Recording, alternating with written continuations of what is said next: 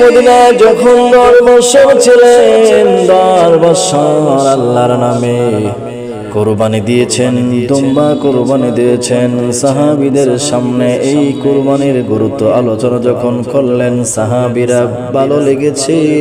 সাহাবীরা প্রশ্ন করলেন,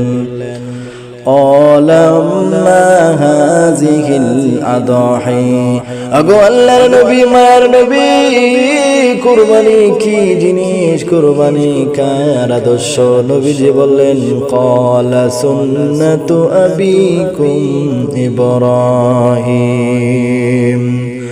আমার সাহাবীরা শুনো, এই কুরবানি হচ্ছে তোমাদের আমাদের জাতির পিতা ইব্রাহিম আলাইহিস সালামের সুন্নাত।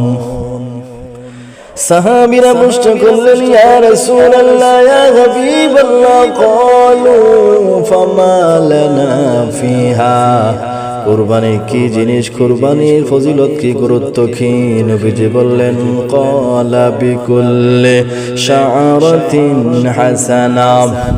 আল্লাহর নবী, মায়ার নবী বললেন, সাহাবীরা শুনো, এই কুরবানির যতগুলা পশম আছে, লোম আছে, এক একটা পশমের বিনিময়ে এক একটা নেক আমলনামায় বান্দাকে আল্লাহ দিয়া দেন। সাহাবীরা শুনে খুশি হলেন। নবীজি বললেন, শোনো, শুধু তাই নয়, ওই কুরবানির পশু রক্ত জমিনে পোঠা পড়ার সঙ্গে সঙ্গে আল্লাহর দরবারে কুরবানি কবুল হয়ে যায়।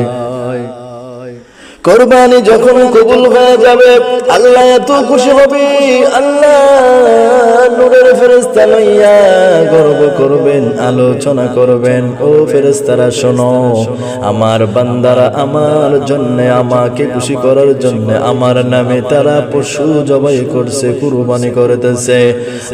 আজ তোমরা সাক্ষী থাকো, তোমাদের সামনে বলে দিলাম, যেই বান্দারা আমার নামে কুরবানি দিচ্ছে তাদের সমস্ত গুনাহগুলি আমি আল্লাহ মাফ করে দিলাম। শুধু তাই নয়, নবীজি বললেন, সাহাবীরা শুনো,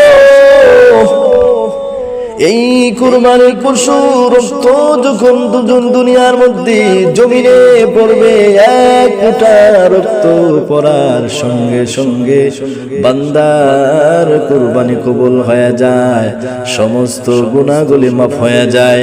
ওই কুরবানির পশুর ভিতরে, দেহের ভিতরে যতগুলা রক্তর ফোঁটা আছে, এক একটা ফোঁটার বিনিময়ে এক একটা নেক আমলনামায় আল্লাহ দিয়া দেয়।